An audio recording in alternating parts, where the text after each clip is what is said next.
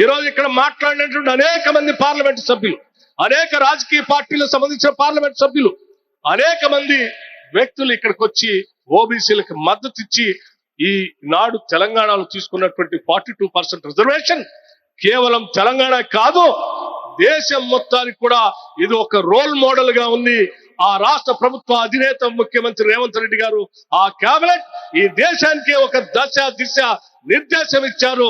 తప్పనిసరిగా వారు ఇచ్చినటువంటి సందేశాన్ని, నిర్దేశాన్ని, గతిని మేము ఆమోదిస్తున్నాం, మద్దతిస్తున్నాం. ఈరోజు తెలంగాణలో జరిగినటువంటి కార్యక్రమం మిగతా రాష్ట్రాల్లో కూడా రావాలని మేము కూడా కోరుకుంటున్నాం. అందుకే మీకోసం ఇక్కడికి వచ్చి మీకు మద్దతు ఇచ్చాం. తప్పనిసరిగా పార్లమెంట్ లో అవసరం వస్తే మేమంతా మా గొంతును మీకోసం నిలబెడతామని చెప్పారు. అలాగే మన పార్లమెంట్ సభ్యులు తెలంగాణ రాష్ట్రం నుంచే కాకుండా మిగతా పార్లమెంట్ సభ్యులు కూడా నిన్న ఈ రోజు లోక్సభలో అటు రాజ్యసభలో అడ్జర్న్మెంట్ మోషన్ ఇచ్చి ఓబీసీ బిల్లు పైన చర్చించాలని 2 రోజులుగా అడ్జర్న్మెంట్ మోషన్ ఇచ్చి మన కోసం పార్లమెంట్ లో వాళ్ళు మాట్లాడుతా ఉన్నారు.